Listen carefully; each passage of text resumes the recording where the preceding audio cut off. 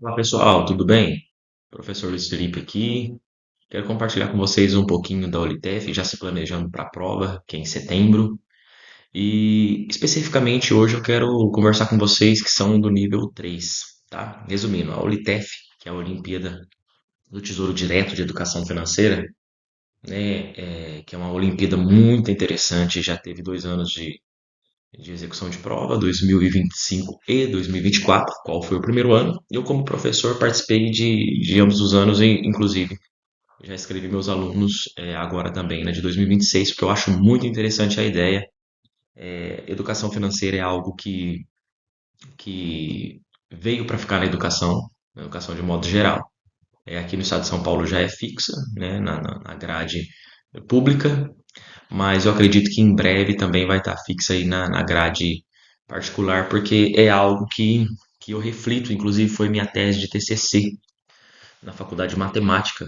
A gente aprende muita coisa na escola, aprende a lidar com história, aprende a lidar inclusive com cálculos matemáticos, mas a gente pouco é ensinado a como lidar com algo que a maioria de vocês já lidam, que é o dinheiro, e um dia também, quem sabe, ter mais uma ênfase nas emoções, né? Até porque dinheiro é muito correlacionado com emoções. E a OLTF ela tem essa proposta, cara, uma Olimpíada dividida em 3 níveis, então tem o nível um, nível 2, nível 3. Vocês aqui do ensino médio vão fazer a prova nível 3, então no primeiro ano, segundo e terceiro fazem a mesma prova, pra vocês terem noção. Porém, os macrotemas que acontecem na prova, elas são divididas em macrotemas, em níveis de dificuldade. Tem questão e a própria prova deixa no enunciado. Nível baixo, que é o fácil, nível médio, intermediário e o nível mais difícil ou avançado. Então ela é dividida em níveis, o quais já te mostra certinho qual que é o nível de questão. E mesmo que você esteja no primeiro, está se preocupando, quem está no terceiro tem vantagem. Não necessariamente, acredito que esse material que a gente vai fazer aqui vai ajudar todos vocês a entenderem melhor e a terem um nível legal.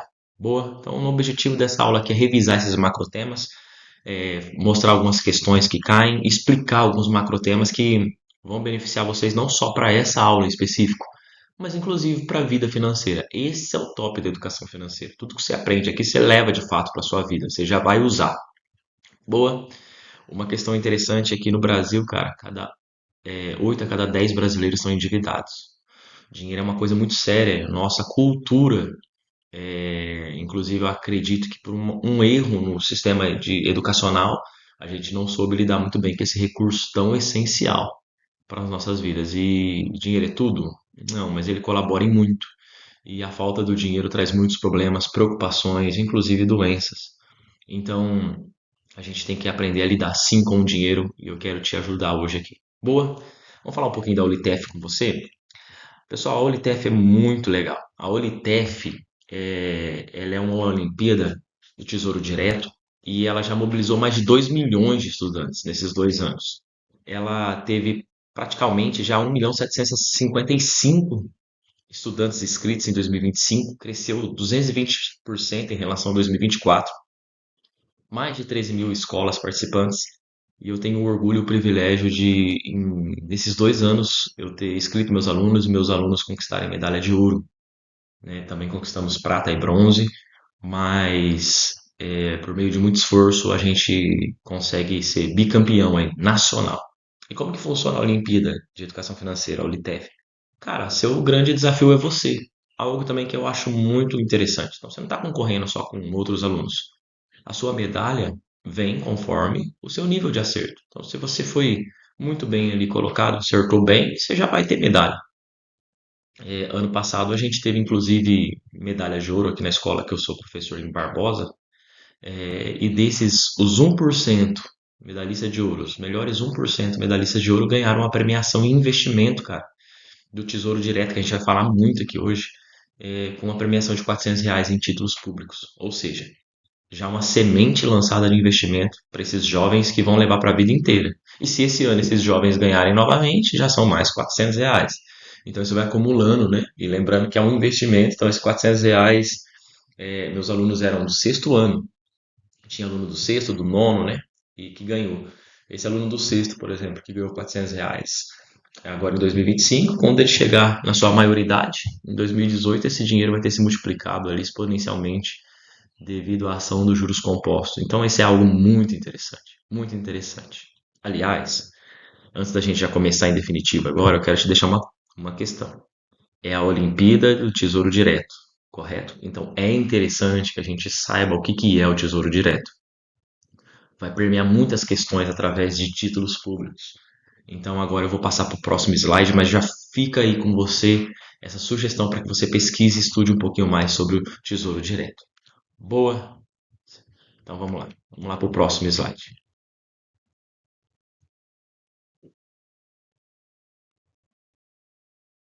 Então vamos lá. Como que a prova se organiza? Vamos dar uma olhada nisso aqui. A prova, ela tem um sistema praticamente dividido em três macrotemas. São eles: a educação financeira básica, que é ali junto quase praticamente 40% da prova, com 10 questões, vai falar sobre orçamento, sobre juros, sobre inflação, sobre PIB, sobre bancos, sobre títulos ali de investimentos de modo geral, tá? Lembrando que vai ter muitas questões sobre tomada de decisão, pessoal. Então, o que que você deveria fazer, o que que a pessoa deveria fazer, são exercícios contextualizados, então traz uma historinha ali para você tomar uma decisão. Juntando com isso, tem os exercícios de renda fixa, que ali junto com o primeiro tema, junto praticamente 50% da prova, esses dois primeiros temas. Renda fixa vão ter 8 questões. Tesouro Direto, CDB, CDI, Selic, PCA. Lembrando que a prova tem 20 questões, tá bom? E por último ali, renda variável, 2 questões, e bem pouco, 10% só da prova, que vai falar ali sobre ações, BDR, ETFs, os fundos de investimento imobiliário, são os FIIs e também os dividendos. Pessoal, o que que eu vou dar uma sugestão para vocês? A estratégia é priorizar tanto os temas que você tem um pouco mais de facilidade. Não é para não fazer as questões de renda variável, por exemplo, que são as mais difíceis, mas prioriza aquilo que para você é um pouco mais tranquilo, tá bom? É, eu vou mudar o próximo slide agora e eu quero conversar com vocês e explicar um pouquinho mais desses temas aí, correto? Mas fiquem em paz, já vamos ter atenção, ó. Educação financeira básica, tá? Tomada de decisão, renda fixa, aqui cai bastante questões, são 8 questões praticamente, e 2 questões sobre renda variável. Boa? Eu já vou no próximo slide, inclusive, explicar para vocês um pouco o que é renda fixa e o que é renda variável. Me aguarda até o próximo. Bora lá. Pessoal, agora aqui nesse próximo slide vamos fazer o mapa dos temas recorrentes, tá? Primeiro tema aqui, orçamento e reserva. Olha bem aqui para mim, fica bem atenção aqui no slide que eu quero te explicar. O que que é um orçamento? Muitos alunos meus, quando eu vou lecionar educação financeira, confundem orçamento com pesquisa de preço, porque é o que a gente escuta mais ou menos aí no dia a dia, no senso comum, né? O orçamento é pesquisar preço. Não, isso é pesquisa de preço, tá?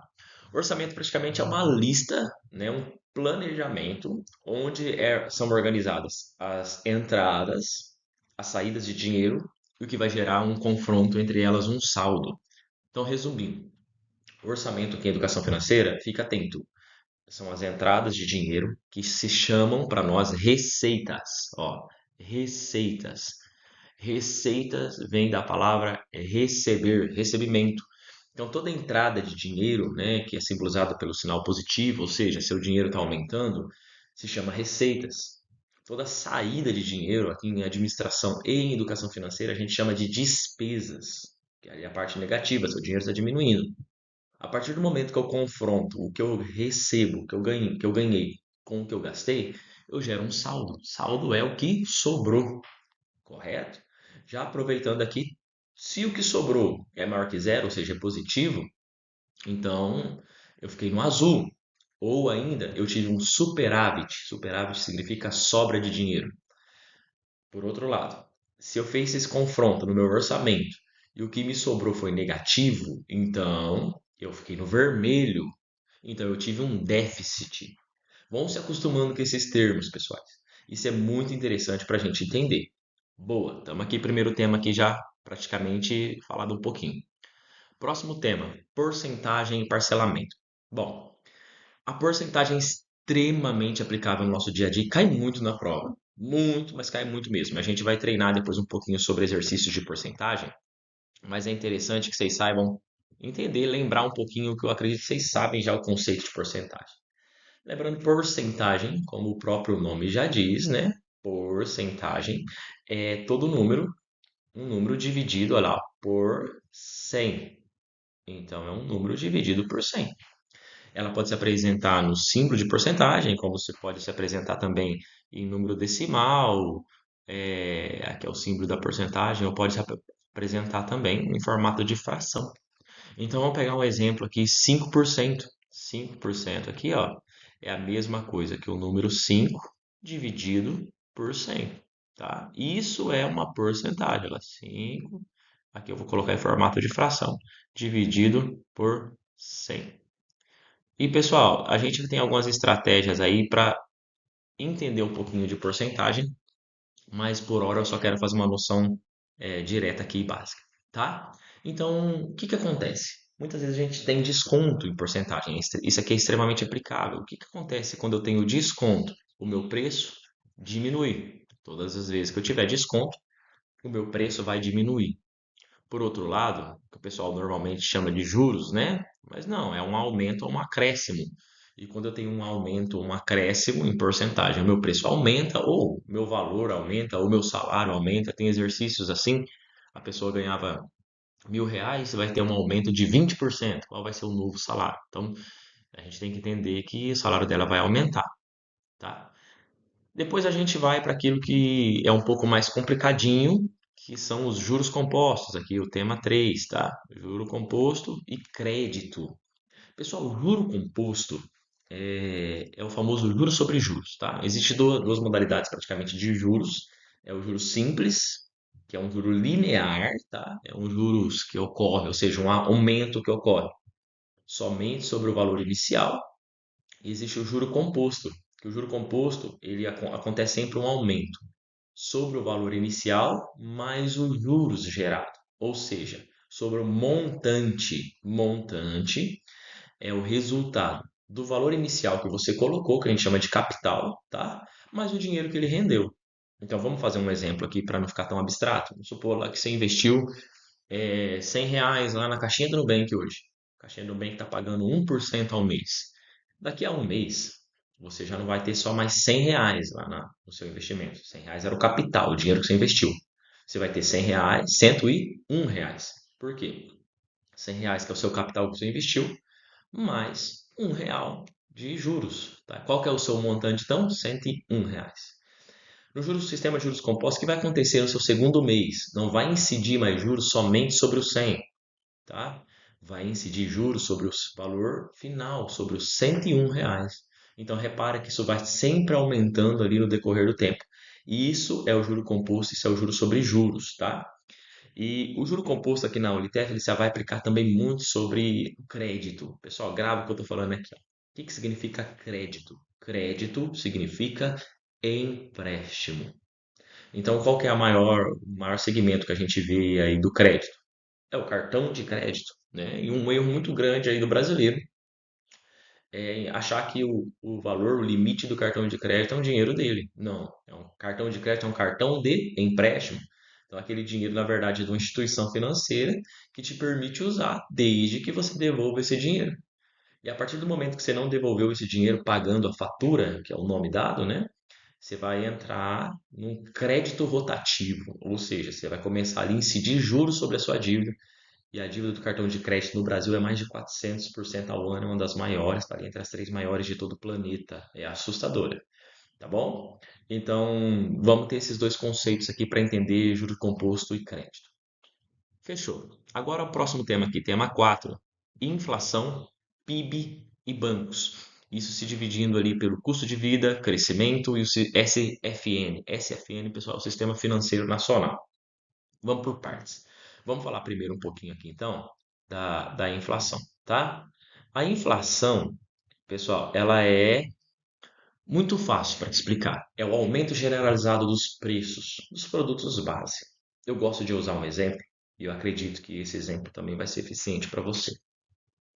Pessoal, há não muito tempo atrás, vou pegar aí quando eu tinha praticamente a idade de vocês, Com uns 5, 6 reais você comprava uma Coca-Cola de 2 litros. Vamos colocar aí 2008, 2009. Com 5, 6 reais você comprava uma Coca-Cola de 2 litros, cara. Hoje, 2026, com 5 reais, dependendo do local, vai ser difícil você comprar até uma latinha de Coca-Cola. O que que aconteceu com a Coca-Cola para ela ter aumentado tanto o preço? Ela aumentou o tamanho dela? Saiu de 2 litros para 6, 7 litros? Não. O que aumentou foi o preço.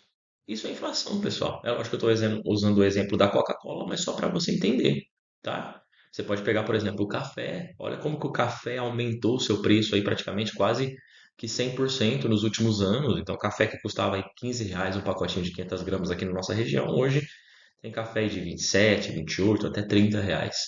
Então, praticamente dobrou. Então, o que que aconteceu? Aumentou o preço. Isso chama inflação.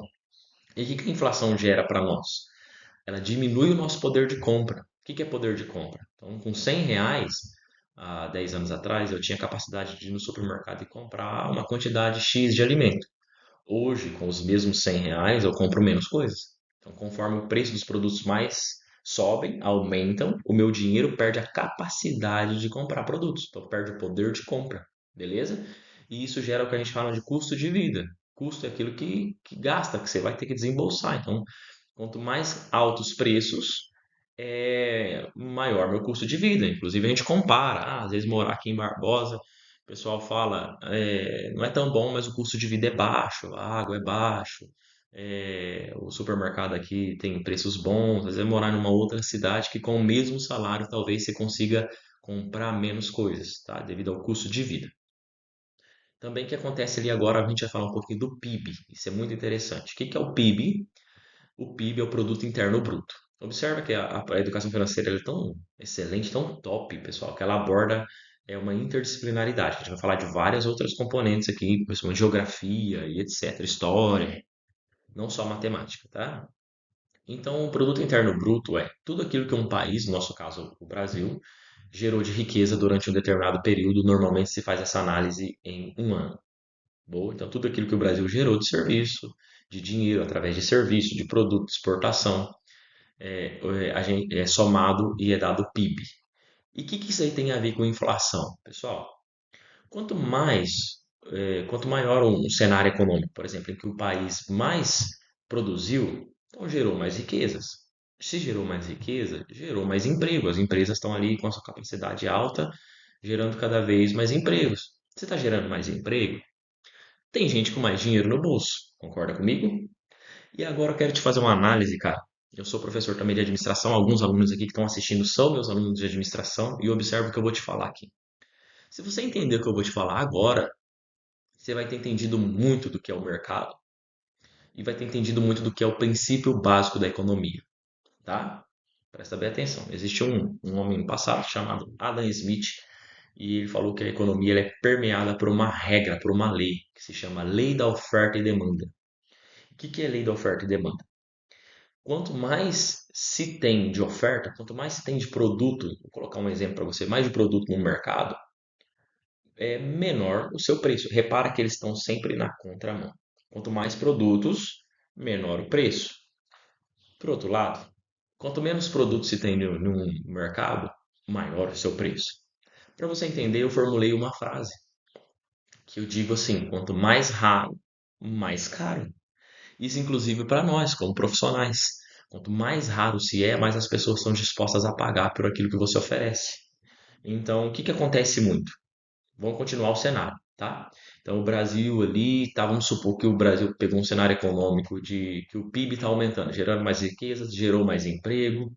Se gerou mais emprego, gerou mais renda no bolso das pessoas. Se as pessoas estão com mais dinheiro, têm mais capacidade de compra. O que que vai acontecer normalmente? As pessoas buscando mais produtos no mercado, porque tem então com dinheiro para comprar, o lojista, o comerciante, o empresário, ele vai aumentar o preço dos produtos. Por quê? Cara, tem muita gente querendo comprar, então se tem muita gente atrás do meu produto, eu vou aumentar o preço porque eu sei que as pessoas vão estar dispostas a pagar por isso. E se essa pessoa aumentou o preço do produto, o lojista, o comerciante, o supermercado, o empresário, ele gerou exatamente aumento do produto, do preço, gerou uma inflação. Então repara que tudo é conectado. Por outro lado, também pode acontecer a mesma coisa. país está numa recessão econômica, que é o caso nosso, por exemplo. Então, o PIB diminuindo, né? Embora sejam ali, às vezes, divulgadas algumas reportagens que o PIB está aumentando, mas vamos pegar de um modo aqui genérico, nos últimos 7 anos, 10 anos, que seja, o PIB diminuindo. Se o PIB está diminuindo, o país está gerando menos riqueza. Boa? Está gerando menos riqueza, as empresas estão contratando menos. Se está contratando menos, tem um maior número de desempregados. Se tem mais gente desempregada, as pessoas estão consumindo menos. Se as pessoas estão comprando menos, consumindo menos, as empresas são obrigadas a fazer o que para conseguir vender?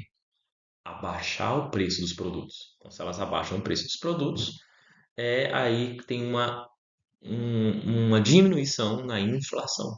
Então, repara que tudo está muito conectado aqui na economia, é tudo muito conectado e tudo passa por meio da lei da oferta e demanda. Entendeu isso? Entendeu tudo, tá? E agora a gente vai pro sistema financeiro, tá? Que é o FCSFN aqui. Pessoal, por que que isso aqui é interessante, cara? Como está tudo conectado ainda no ponto 4 aqui, tá? Então a gente ainda está aqui no ponto 4. Ele é muito, talvez seja um dos mais complexos. Porque é o seguinte, o governo ele tem vários mecanismos, tá, de controlar a inflação. Inclusive, é um dos principais papéis ali do Banco Central, que muitas vezes vocês vão ver pela sigla Bacen, BACEN no final, que é a sigla, e quando vocês verem isso, é o Bacen, que é o Banco Central. O Banco Central, já aproveitar e falar um pouquinho aqui do sistema financeiro nacional como um todo, é um banco que empresta dinheiro como a gente conhece aí, tá? O objetivo do Banco Central é normalizar, fiscalizar e regularizar a ação dos bancos da economia no país. Então, um dos grandes objetivos também do Banco Central é, através de outras instituições ali secundárias dentro dele, como o Copom, que é o Comitê de Política Monetária, regularizar a inflação. Nenhum país é bom quando a inflação está muito alta, tá, pessoal? A gente fala de inflação galopante. A gente já teve isso aqui no Brasil antes do Plano Real, ali pela década de 90. Pode conversar com seus pais, eles vão lembrar. Inflação no Brasil aí a mais de 2000%. Você vê vídeos no YouTube, você pesquisar, o pessoal abria o supermercado assim, o pessoal ia passando um por cima do outro, porque de manhã o preço do leite custava um valor e no mesmo dia ali você tem vídeos do pessoal no supermercado mudando o preço da etiqueta do preço várias vezes ao mesmo dia. Então é uma incerteza muito grande. Inflação, então, não traz benefício para ninguém. A deflação, que é o contrário também, o preço muito, os preços caindo muito também não é muito bom. Porque eles estão caindo muito é porque o pessoal não tem dinheiro para comprar, então é sinal que o país está num cenário econômico muito ruim. O bom é uma inflação ali, que a gente fala menos de dois dígitos, ou seja, de 9% para baixo. Aqui no Brasil, passou de 4%, já vai ficando um pouquinho mais complicado, tá? Então, resumindo, então o Banco Central ele tem como uma das grandes missões dele é controlar a inflação. A partir disso, não está aqui nesse slide, está no próximo, aqui no renda fixa, na verdade, ó, já vou fazer um gancho aqui, ó, já vou fazer um gancho nessas duas etapas aqui. Então, voltando agora, o que é um mecanismo, né, para que o governo controle a inflação? O governo tem, pessoal, uma ferramenta que se chama taxa Selic, tá? Tá aqui, ó, tô apontando aqui para vocês. Taxa Selic. O que é a taxa Selic? A sigla significa ali Serviço de Liquidez e Custódia, praticamente é isso, tá? É uma taxa reguladora de juros. Então vamos explicar um cenário. O que o governo pode fazer? E ele faz, tá? Inclusive ela está muito atuante agora nos últimos anos, agora aqui no Brasil, principalmente nos últimos meses, tá? O governo analisa o cenário econômico do país e aqui no Brasil ele observa o seguinte: o que eu tenho que fazer, o que eu posso fazer para controlar a inflação? Então, quando o Brasil, ou um país de modo geral, né, no nosso caso o Brasil, estão com os preços aumentando muito, ou seja, está gerando a inflação, existe um mecanismo ali econômico de se aumentar a taxa de juros, aumentar a taxa básica de juros, que é a Selic. O que isso acontece? O que isso gera de resultado? Quando o governo aumenta a taxa de juros, o preço dos produtos vão ficar mais caros, principalmente para aqueles que vão requerer crédito, ou seja, para financiar algo. Então, e se aumentando o preço dos produtos, o que as pessoas tendem a fazer? Comprar menos, consumir menos. As pessoas consumindo menos, o mercado é obrigatório a fazer o que com o preço dos produtos? Diminuí-los, de modo a atrair novamente as pessoas. Então, aumentando a taxa de juros, os preços vão aumentar, né, num determinado período, porém, olhando ali a médio prazo, as pessoas vão comprar menos. As pessoas comprando menos, depois ali um pouco mais de médio para longo prazo, as empresas são obrigadas a diminuir, né, os comércios a diminuir o preço, e aí diminuindo o preço, diminui a inflação. Então, praticamente a taxa Selic é isso, ela também pode ser usada da outra via, ou seja, o país está numa recessão muito grande, está com pouco dinheiro, muitos desempregados, muita dívida pública, o governo vem e abaixa a taxa de juros. Então, o país começou ali a caminhar um pouquinho, o governo vem e abaixa a taxa de juros para estimular as pessoas a consumirem mais, isso gerar mais riquezas, vai aumentar o PIB, aumentando o PIB, depois lá na frente vai aumentar a inflação. Repara que é um ciclo, tá? Tudo é um ciclo muito bem aqui orquestrado na economia, tá? E o que acontece também? A taxa de juros, então a Selic, quando ela está alta, ela é ruim? O pessoal observa o seguinte, eu sempre digo isso. Tudo na vida tem dois cenários. Quem é inteligente e entendeu as regras do dinheiro, eu falo que o dinheiro é um jogo e se beneficia quem entende as regras, tá? Se dá bem. O que vai acontecer agora? Já entro aqui no renda fixa, é essencial para vocês entenderem agora. Quando o governo aumenta os juros, a taxa de juros, a nossa hoje é 14,15% ao ano, então é bem alta, inclusive, tá? Quando o governo aumenta os juros, o preço para se comprar um carro financiado, financiar uma casa, fica mais caro. Então, para quem quer pegar dinheiro emprestado ou fazer financiamento, vai pagar mais caro por isso, vai penar mais. Porém, tem o segundo lado. Quem tem dinheiro sobrando, tá? Que a gente chama de investidor e quer colocar seu dinheiro para render, olha aqui a surpresinha. A maioria dos investimentos de renda fixa, já vou até explicar o que é renda fixa, eles são atrelados a uma taxa, muitas vezes fixa. E a maioria dessas taxas são norteadas pela Selic. Ou seja, se a Selic está mais alta, você também vai receber um maior retorno, um maior lucro pelo dinheiro que você investir, principalmente ali em investimentos de renda fixa. O que é renda fixa? A renda é todo o dinheiro que você recebe, seu resultado. Fixa é algo que pouco muda.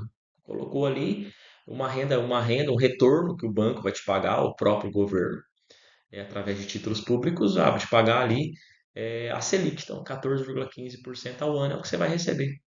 A renda fixa, pessoal, ela tende a ser mais segura, tá? Porque você já sabe, você tem a capacidade de saber quanto você vai ter de lucro antes de investir. Então, ali já é pré-fixado, muitas vezes até pós-fixado, mas você já sabe antes quanto que vai dar seu retorno. Por exemplo, um exemplo de renda fixa também é a poupança. A poupança hoje aqui para nós aqui no Brasil, 2026, ela paga em média de 0,5% ao mês de lucro. Então, investiu R$ 100, daqui a 30 dias, né, que a gente fala de aniversário da poupança, você vai ter R$ 100,50 lá como um montante. Então você já sabe quanto que vai render. Caixinha do Nubank é assim, Mercado Pago, cofrinho do Banco Inter. E para nós o que é mais interessante, inclusive os títulos do Tesouro. Então vamos lá, vamos entender um pouquinho o que é o Tesouro. Pessoal, o Brasil tem todo país tem, tá? Mas o Brasil também tem o seu tesouro, que se chama aqui Tesouro Direto. Ele é uma modalidade de investimento em renda fixa, onde você empresta dinheiro para o país. Então, não está emprestando dinheiro para o candidato A ou B, tá? Está emprestando dinheiro para o país. O país pega esse dinheiro que você investiu nele e vai usar para obras públicas, construir estrada, hospital, escola, tá? Pelo menos assim deve ser.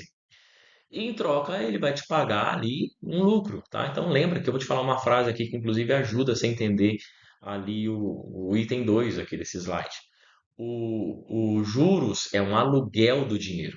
Então, você investiu R$ 100 lá no Tesouro Direto, ele vai te pagar um lucrinho que você tem emprestado em R$ 100 para ele, tá? O Tesouro Direto, você pode pesquisar no Google, é o investimento mais seguro do país. Muito seguro. Melhor que a poupança, melhor que qualquer investimento de renda fixa. E por que ele é seguro, pessoal? Porque você está emprestando dinheiro para a República Federativa do Brasil. E o Brasil, se o Brasil chegar um dia a quebrar e não ter dinheiro para te pagar, cara, antes disso, todos os outros bancos que você conhece já quebraram, tá? Detalhe. Segundo, além disso, o Brasil também tem a Casa da Moeda, então o Brasil pode emitir dinheiro para te pagar. E aí, às vezes gera uma dúvida, professor, por que então que o país não emite dinheiro e fica rico? Justamente para fazer um gancho naquilo que você aprendeu. Porque é a lei da oferta e demanda, pessoal. Quando um país começa a emitir dinheiro, fabricar muito dinheiro e distribuir, tendo mais dinheiro, o que acontece com o valor do dinheiro? Ele diminui, certo? Com muito dinheiro no mercado, o valor dele diminui, correto? Então, quanto mais dinheiro se tem, o país emite, menor seu valor. Então, que a gente percebe muitas vezes aí, agora nos últimos anos com alguns países aqui sul-americanos. Muito dinheiro emitido, né? E o valor do dinheiro desvalorizado. Por isso que hoje o real vale menos que o dólar, tá? É um exemplo que acontece. Então, não é bom que isso aconteça. Então, você tem a capacidade de investir no tesouro direto, emprestando dinheiro para o país, receber lucro por isso, um investimento extremamente seguro, tá? Muito melhor ali em renda. Para mim, o investimento de renda fixa não é opinião, é dado, tá? O tesouro é o melhor investimento. Ele tem várias modalidades, né? A gente vai falar aí no decorrer de algumas aulas. Ele tem investimento desde agora o tesouro reserva, que é muito parecido com as caixinhas que a gente tem conhecido aí dos bancos digitais, principalmente, né?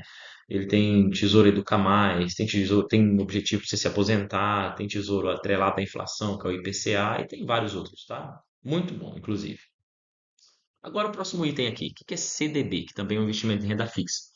Pessoal, CDB significa Certificado de Depósito Bancário. Praticamente é quando você empresta dinheiro em modalidade de renda fixa, só que agora não para o governo, mas sim para um banco, para o Bradesco, Banco do Brasil, para o Itaú, para o Nubank, para o Mercado Pago, etc. Tá? Então você empresta dinheiro ali para eles. Em troca também você recebe um lucrinho, muito parecido com o Tesouro Direto. A diferença é que no CDB você empresta dinheiro para um banco. A Selic ali a gente já viu o que que é e agora também quero falar um pouquinho que é debentures. Debenture é uma modalidade de investimento qual se adquire dívidas de empresa. Ah, professor, mas estou adquirindo dívida? Calma, não é assim. Você vai investir ali ajudando essa empresa a pagar as dívidas e em troca ela vai te também pagar um lucro. Tá bom? É bom, mas o melhor título é o tesouro ainda. Tá bom? CDI, pessoal, CDI você vai ver muito, principalmente em banco digital. Você entra lá no Nubank, 110% do CDI, Mercado Pago, 105% CDI. Ah, tem investimento de renda fixa com 100% CDI. CDI significa Certificado de Depósito Interbancário. Então é uma taxa que os bancos usam para emprestar dinheiro de banco para banco. Isso acontece, viu? E normalmente essa taxa está atrelada à Selic. Então, a Selic está 10% ao ano, um exemplo, tá? O CDI é 10% ao ano. Para ser mais assim, específico, não vou ser muito específico com vocês, mas normalmente a CDI ali é 0,1% a menos que a Selic. Então, se a Selic está 10%, o CDI vai ter ali 9,9% para te dar uma noção. Então, e repara que muito investimento de renda fixa é pautado sobre a Selic e sobre o CDI, tá? E o que significa, por exemplo, 100% do CDI? Se a Selic hoje está 10%, então o que é 100% de algo? É tudo. Então você vai receber justamente 10%. Só que lembrando, tá? Abre parênteses. CDI, Selic em modo de investimento sempre é anual. Fechou? Fecha parênteses. Você vai receber ali 10% ao ano. Hoje, atualmente, 2026, agora, ó, julho de 2026, a nossa Selic é 14,15% ao ano. Então, um investimento que te paga 100% do CDI vai te pagar ali, em média, 14,05% ao ano de juros, que dá mais de 1% ao mês, tá? Isso é muito bom, inclusive, muito interessante. Próximo item aqui, IPCA. Pessoal, IPCA é o Índice de Preço ao Consumidor Amplo. É um índice que mede a inflação num país, no nosso país aqui, tá? O IPCA ele é pautado pelo IBGE. Então, o IPCA é aquele índice que está medindo a inflação. Então, normalmente você vai ver em notícias, tá? Ah, o IPCA subiu 0,5%. Ou seja, então, os preços dos produtos em média ali, os produtos básicos, né, moradia, alimentação, subiram 0,5% ali ao mês, ou ao ano, etc. Então, IPCA significa é o índice que mede a inflação. Fechou? Tranquilo? Boa. Agora vamos aqui um pouquinho para o nosso item número 6, que é o renda variável. Então, a renda fixa é aquela modalidade de investimento a qual você recebe um retorno fixo, já previamente combinado com a instituição bancária ou com o governo, né, no tesouro. Já a renda variável não. A renda, como já o nome diz, variável, ela pode mudar muito. Então, normalmente a renda variável, ela tende a ser, eu vou falar aqui para vocês, não é algo que eu concordo muito, mas ela tende a ser um pouco mais arriscada, é mesmo, mas depende também a renda variável, depende também a renda fixa, tá? Então depende muito de onde você está alocando o seu patrimônio, seu dinheiro. Então a renda variável, a gente conhece muito mais ela aí pelas ações. O que que são investimentos em ações, por exemplo? Cara, você vira sócio de uma empresa. Eu, por exemplo, invisto ali mais de metade do patrimônio que eu invisto é em renda variável, é em ações, são em ações. Você vira sócio da empresa. Então, você pode ser sócio do Banco Itaú, você pode ser sócio da VEG, você pode ser sócio de qualquer empresa que está listada na bolsa.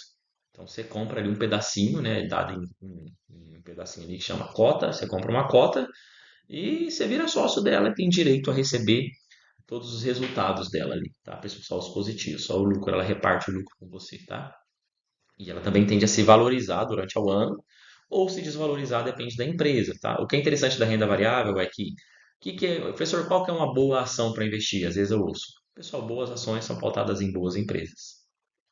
A grosso modo, vocês conhecem quem são empresas boas. O Itaú é uma boa empresa? Com certeza, é o maior banco aí da América Latina em valor de capital, então não tenho dúvida que o Itaú é uma boa ação para se investir, por exemplo, tá? Mas isso aí requer mais vários outros segmentos, que não é o objetivo dessa aula.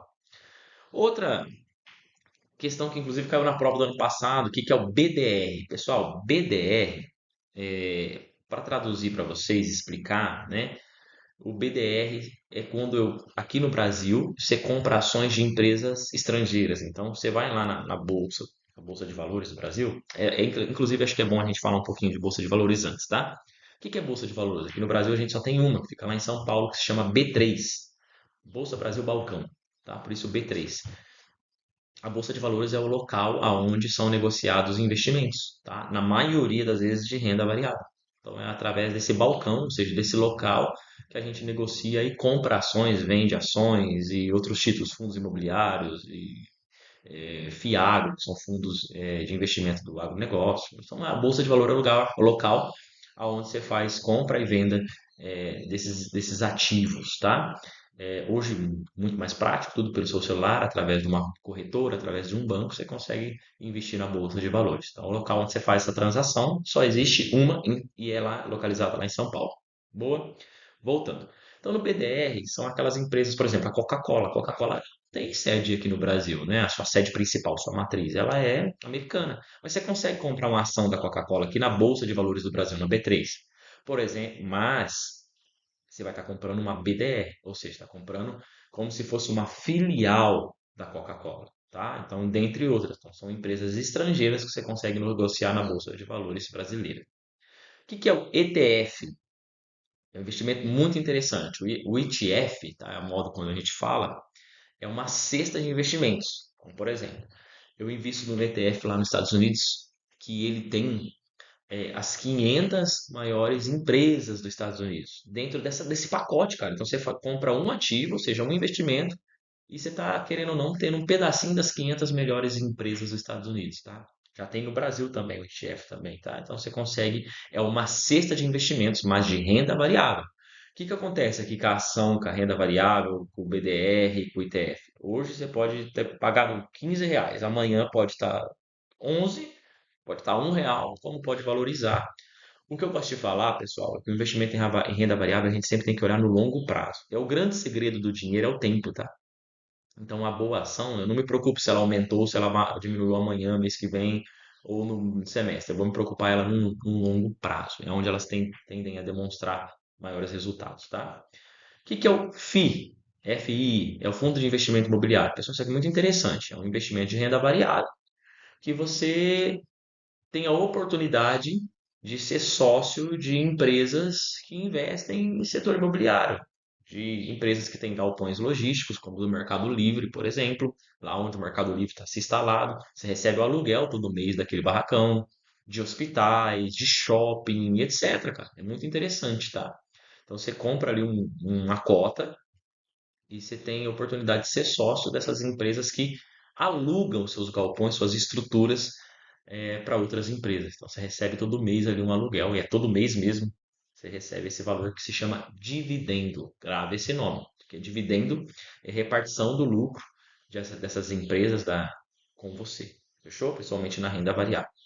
FIAGro é muito parecido aqui com o FI, mas o FIAGro, como já se diz, é voltado para o setor do agronegócio. Então, você vai ser sócio ali de empresas, de fazendas e receber todo mês ali o aluguel, ali o dinheiro desses investimentos que essas propriedades rurais geraram. Boa aqui, então acredito que aqui a gente já passou por quase todas as questões aqui da base do que é a prova da educação financeira da Unitef. Nessas questões o aluno precisa decidir o objetivo, o prazo, risco. Vamos aqui aproveitar um pouquinho. Pessoal, em economia tem algo muito interessante. Quanto maior o risco, maior a chance do retorno. Maior a chance. Não significa que sempre é. Então vai optar por renda fixa? Top. Mais seguro. Mais seguro, menos risco. Porém, seu retorno também é menor. Renda variável, você arrisca um pouco mais. Porém, também a sua chance de retorno é muito maior. Tudo vai depender do tipo de investimento que você escolher. Aqui na renda variável tem um muito conhecido que a gente não falou, não está aqui no slide, que são as criptomoedas. Vocês conhecem muito aí o Bitcoin. O Bitcoin, ele é uma renda variável. Então, você pode tanto ganhar muito dinheiro como pode perder. Por isso que é variável, por isso muda muito, tá bom? Outro ponto, liquidez. Tá, isso é interessante saber. A palavra liquidez aqui para gente em administração significa, pessoal, a sua capacidade de transformar o seu ativo, ou seja, seu investimento em dinheiro. Quanto maior a liquidez, maior a facilidade de você resgatar, sacar seu dinheiro. Exemplo, você optou por investir comprando terreno, comprou terreno aí na sua cidade, tá? E aí aconteceu alguma coisinha, uma emergência, precisou desse dinheiro de volta ali. Cara, vai demorar um tempinho pra você transformar o dinheiro desse terreno, né, em seu bolso, para vir para sua conta corrente. Porque você vai ter que vender, fazer toda a documentação, receber. Então a liquidez ali até é baixa. Já tem tipos de investimento de renda fixa, por exemplo, Tesouro Direto, tem CDB, você vê lá CDB. Ah, liquidez imediata. O que que significa isso? Mano, você pode pegar o seu investimento, o dinheiro que está investido e transferir para sua conta corrente na mesma hora, tá? Então, quanto maior a liquidez, maior a facilidade de você resgatar o seu dinheiro. E rentabilidade, rentabilidade é justamente a sua capacidade de gerar renda, ou seja, de transformar o seu ativo em lucro. Já quero aqui deixar algo para vocês, não só para esse objetivo desse estudo, mas para a vida. Um bom investimento, ele é pautado em três grandes pilares. Aqui, ó, três pilares, tá? Primeiro, segurança, tá? A gente tem que buscar sim investimentos mais seguros, tá? Então é só renda fixa, professor? Não. Muito investimento em renda variável chega até ser mais seguro que renda fixa pela segurança que a empresa passa, pela seriedade, pela transparência. Segundo pilar aqui, ó. Segundo pilar é a rentabilidade. Então, a gente vai optar também por investimentos que te tragam retorno, principalmente, ou no mínimo, investimentos que tragam retorno acima da inflação, tá? Senão, é melhor deixar o dinheiro parado. Boa? E terceiro, ó, então, ó, rentabilidade, segurança, e o terceiro é a liquidez. Pessoal, é interessante que você tenha investimentos que você consiga é, sacar seu dinheiro, que seu dinheiro não fique preso. Tem objetivo para tudo, tá? Então, qual é o objetivo do seu investimento? É para se aposentar? Então, é um pouco mais tranquilo ali. Pode ter uma liquidez um pouco mais baixa, porque você não vai tirar o dinheiro hoje. Já tem muito investimento que eu aconselho pessoas e o pessoal faz um investimento para reserva de emergência. Eu quero deixar um dinheiro ali para se caso acontecer alguma coisa, eu tenho esse dinheirinho para não passar sufoco, para não pegar empréstimo e etc. Se o dinheiro é para uma emergência, cara, tem que ter uma liquidez altíssima, imediata, porque você nunca sabe quando a emergência vai surgir. Mas quando ela surgir, você tem que ter um investimento que tipo de elite e ir lá e tirar esse dinheiro de imediato. Então ali tem muitos investimentos da renda fixa. A poupança é assim, o tesouro reserva agora é assim, as caixinhas de bancos digitais também são assim. Então, isso praticamente ali é a liquidez. Boa? Pessoal, então aqui a gente já se encerra esse mapa, mais do que cai, explicando o que vai ser a prova. A gente continua nos próximos slides vendo alguns exemplos de exercícios. Fechou? Valeu! Então vamos lá, dar uma olhada agora. é, um exemplo de exercício, tá? Um exemplo, pelo menos, do que é pedido. A gente vai fazer um simulado depois com mais exercícios, mas vamos dar uma olhada aqui. Que é um exercício sobre o módulo Educação Financeira e Orçamento Pessoal e Reserva de Emergência. Orçamento a gente já falou, é um planejamento, né? Onde eu coloco ali tudo que eu ganho, tudo que eu gasto e faço um confronto para descobrir meu saldo. Reserva de emergência. Reserva significa separar, guardar. Guardar dinheiro. Guardar dinheiro para quê? Para emergência. E eu sempre digo nas minhas aulas, emergência não é algo que se vai acontecer, mas é quando vai acontecer. Todo mundo está sujeito a uma emergência, o carro quebrar, um desemprego, alguém infelizmente ficar doente e etc. Tá bom? Então vamos dar uma lida aqui, uma analisada. Uma família soma receitas de 5.600, ou seja, essa família tem um dinheiro que ela recebe de 5.600 reais e despesas de 5.400. Então essa família ganha 5.600 e gasta 5.400. Como está a situação financeira e qual a ação é recomendada, tá? No caso aqui, pensando em reserva de emergência, essa família está sobrando R$ 200 todos os meses, tá? 5.600 menos 5.400, né? Sobra R$ 200 todos os meses. O correto aqui, então, é essa família, já que está sobrando dinheiro, já correr e fazer uma reserva de emergência, já ter esse dinheiro aí guardado. Se está sobrando dinheiro, pessoal, investe, guarda, porque hoje sobra, pode ser que amanhã não sobra. Então você vai ter essa reserva para equilibrar as situações ali, as oscilações do dinheiro no decorrer do tempo. Tá? Então, muito simples aqui, não está o exercício, tá uma síntese, deixa bem claro, mas pra vocês entenderem um pouquinho do cerne, tá? Do grande objetivo das questões. Bora pro próximo. Tá? Agora aqui um exercício de porcentagem, desconto, parcelamento, algo que é recorrente muito no nosso dia a dia, contextualizadíssimo, inclusive para ensinar a tomar decisões. Aqui eu também já quero aproveitar e depois ensinar um macete para vocês em porcentagem, tá? A gente vai ter uma aula mais específica sobre isso, mas o que eu te ensinar aqui hoje te ajuda demais, cara, demais mesmo. Então vamos lá. Computador de R$ 3.600. Esse era o preço do computador, certo? E aí a pessoa tem algumas opções ali, no caso, para adquirir esse computador. São três opções. A opção 1.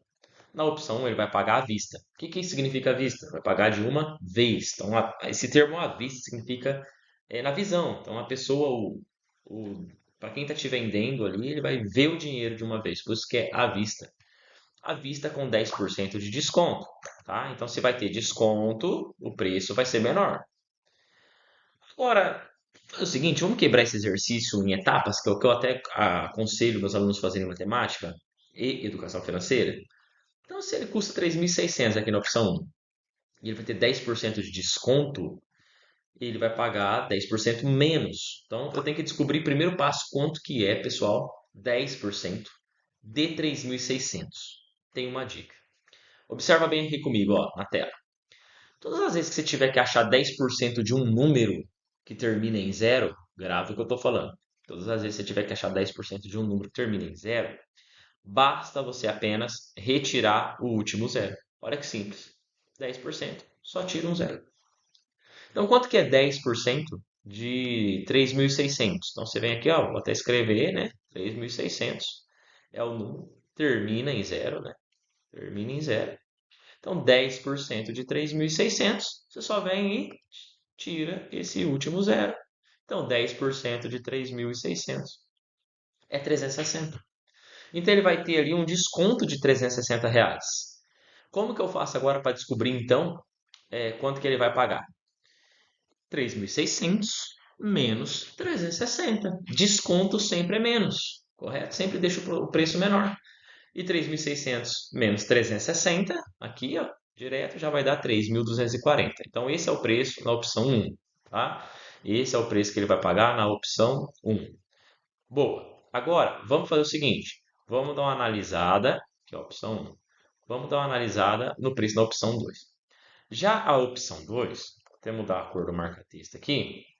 A opção 2, ele é o seguinte, ele vai fazer em 6 vezes de 3.600, ou seja, ele parcelou sem juros. Então ele vai pagar 6 de 600 e 6 de 600 vai dar também ali os 3.600. Então a opção 2 não é uma opção ruim, viu, pessoal?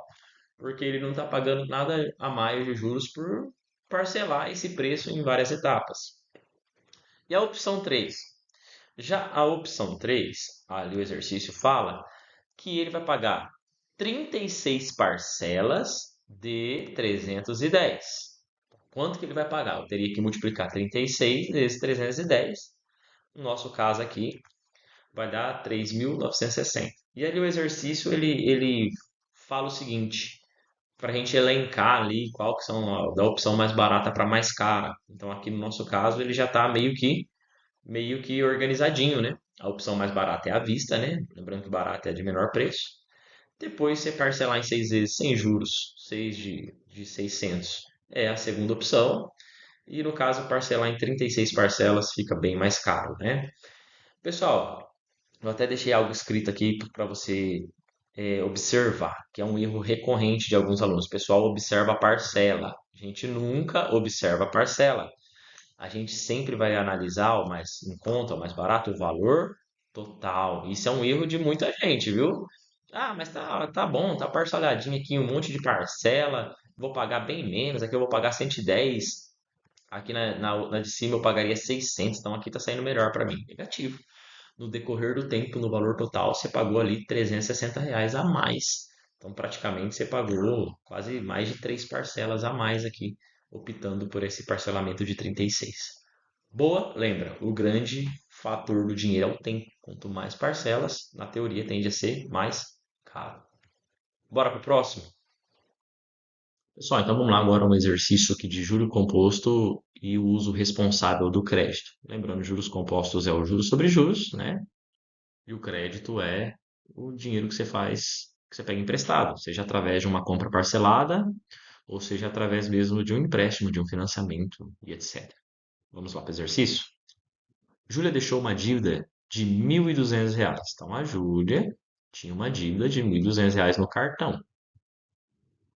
E essa dívida por 2 meses. Isso aqui é interessante, pessoal. Primeira coisinha que a gente tem que entender do juro composto, tá? Os juros compostos, de modo geral, ele é dividido em algumas etapas para fazer o cálculo. Tá aqui do ladinho, eu queria que você me acompanhasse aqui no slide. Esse M, que é a formulinha dos juros compostos, significa montante. Então, M é o montante, é o valor final. Acho que é mais fácil até você entender, mas é muitas vezes chamado de montante. Esse C é o capital ou valor inicial. Então, no nosso caso aqui, ó, o 1.200 ele é, né, o nosso capital, é o valor inicial da dívida, é por quanto ela começou a dívida ou por quanto a pessoa começou um investimento, tá? Quando é investimento. Então aqui a gente já viu que o nosso C é 1.200. O M é o que a gente vai ter que descobrir, então não tem o valor dele ainda. Aí multiplica por, abre parênteses, 1 mais I. Pessoal, o I aqui, ó, esse I, ele significa taxa. Taxa, para facilitar para você compreender e identificar no exercício, é sempre a porcentagem, tá? Então, taxa é a porcentagem. Fecha parênteses. Esse chapeuzinho aqui significa que é um elevado, então tem uma potência, tudo que está entre parênteses, né? Vai estar elevado ao t. E o t aqui é o tempo. Então, aqui o exercício também, o nosso, vai falar o tempo. Uma coisa que é importante você observar é que a taxa e o tempo tem que estar na mesma unidade de período. Então, se a taxa está ao mês, o tempo tem que estar ao mês. E vice-versa. Se a taxa está ao ano, o tempo tem que estar ao ano. Quando isso não acontece, tem que converter. Mas não é o caso desse exercício, tá? Então, bora lá. Então, ela deixou R$ 1.200, que é o C, capital, numa dívida por 2 meses. Então, nosso tempo aqui é 2 meses, tá? O tempo está em mês aqui, ó. E aí, em juros compostos de 10% ao mês. Aqui ficou bom porque também o nosso juros está ao mês. Então, está 10% ao mês. Então, tá tranquilo, tá certinho na mesma unidade de tempo aqui. Tá. Qual vai ser o valor final? Qual vai ser o montante? Pessoal, essa formulinha dos juros compostos, ela não é fácil para fazer cálculo manual. Vou ser sincero, tá? Por mais que eu seja professor e já tenha experiência, ela não é fácil para fazer na mão. Mas existe um macete. Como tudo na vida, a gente vai aprendendo algumas coisas que podem nos auxiliar. No nosso caso aqui, a gente pode transformar o que eu faria, tá?